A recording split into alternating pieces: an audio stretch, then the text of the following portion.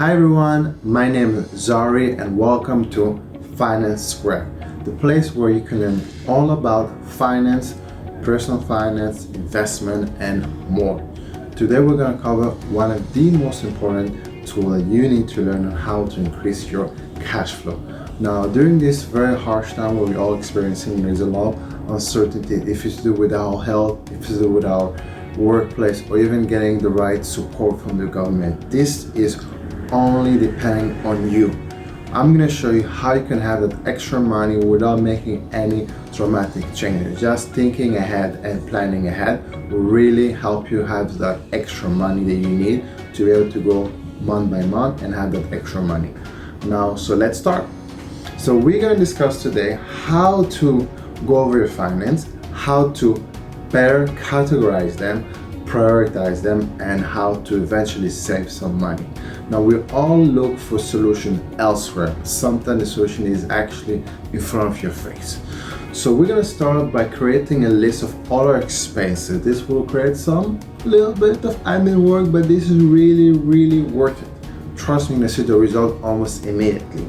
So we're going to go over the list of our expenses. Let's just start maybe looking at last month's expense. And the best way to do it is to go over your credit card or debit card statement. Now, if you don't use a card, if you're only paying by cash, then I'll highly recommend you to start collecting from this month or the following month all your receipts of all your purchases. This will dramatically help us for this process. Now, by going over your list, we're gonna then look at how we can classify your expenses. Now, there's three ways to categorize them. So there is some people prefer to see colors, some people prefer to see numbers. So let's just do for this exercise, let's categorize them by numbers. So category 1, okay, category 2, or category 3. Now, if you're not so familiar, if you don't like those numbers, you can then also turn it to colors. So red, orange, and green. Now, I'm gonna go over some example of what are category 1 or red category, so just for you to understand. So category 1 are basically expenses that are fixed. For example, mortgages, rent, property tax, any household maintenance you have to pay every month, home insurance, cable, online streaming provider, internet, car loan payment, vehicle insurance, basically anything that will basically cost you the same amount of money regardless of if you're using it or not. This is for me category 1 or red category. Now, the second category is category 2, which can also be orange category.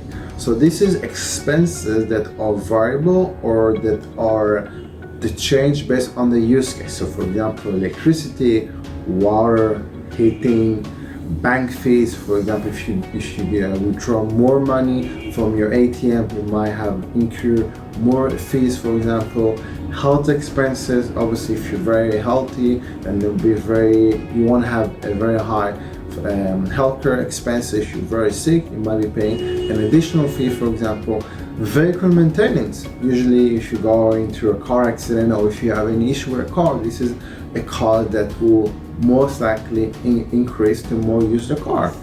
And also, if you have any personal care or drugstore or babysitting, for example, these are expenses that are mandatory, but they obviously change based on how much we use.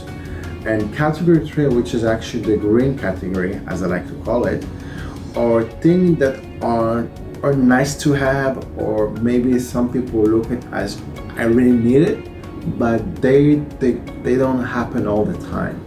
So for example, clothing and shoes, vet bill, gift, grocery. I'll go and explain why I put grocery in this category.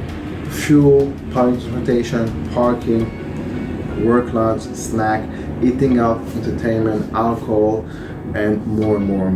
Now let's talk about grocery. Now, I'm a very big foodie. Now, I do like to go out and I also like to cook in. Now, most of my money actually go on groceries. So it's very important, for at least for my case, to be able to buy what I need for the cheapest price.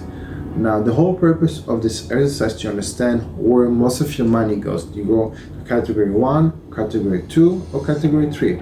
Now, if you spend, let's say, 40% of your funds, of your salary into category 1, unfortunately, there's very little thing I can actually do. We cannot really change. You cannot decide from today, I want to pay less on my mortgage, I want to pay less rent, I'm going to call my landlord. It doesn't work like that. So the only thing we can actually work on will be looking at category 2 and category 3. Now, in this specific episode, we're going to look at grocery. Grocery is something that can really save you a lot of money. What you buy, what you need, can save you 20-30% on a monthly basis. Now, some people will go and buy the nearest store at the nearest convenience store. Unfortunately, it doesn't matter as a general rule. Just for you to know that usually a private-owned grocery store is most likely to be more expensive than a chain, because a chain convenience store or grocery store like Walmart, for example, will have a bigger contract, a bigger agreement with such suppliers and manufacturers that they can actually compete with a local convenience store.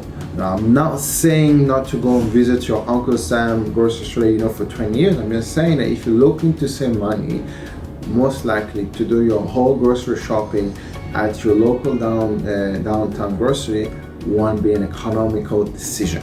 We're all about having that extra money. Now, let's look at even something that happens maybe once every 2-3 years. Now, I recently purchased a new phone. I used to have a Huawei phone for 3 years, a very expensive mobile that I purchased, and I literally need to buy a new phone, which is the one I'm using right now, a Samsung, and I needed to buy. I don't really care about customer service. I just need the phone. It's brand new. I don't care what I'm buying. So there's many websites around the world, depending on where you're coming from. There's a lot of site comparison, even sometimes Google, even Amazon. You can actually search for this specific device that you're looking to purchase, and within 2 minutes you can actually get a range of the cheapest and the highest. So if you don't really care from where you're buying, obviously if you're buying from a specific country, you can literally save $200. I save $135 from using the site comparison, and I got my phone delivered within 3 days. So this is clearly show that if you plan ahead and if you really take a step back and then say, I need to buy a new phone, I need to buy a new pod, how soon do I need it? What is the current prices? Can I wait 1 month? Some people even purchase everything on e-commerce websites such as Alipay or Alibaba or even eBay or Amazon, for example. It's all about how soon do I need it, how much money can I save, and this will really dramatically change your money. You're gonna increase your cash flow. It has worked for me, it can also work for you guys. This is the time to implement it. I'm not saying buy less, I'm not saying buy more. Whatever you bought last month, keep doing what you're doing. Let's just see we can actually use a different channel to pursue what we need and save those money. So feel free to write any comment. I would like to hear how much money you're able to save using this very basic step. And until our next video, have a nice day, stay safe, bye bye.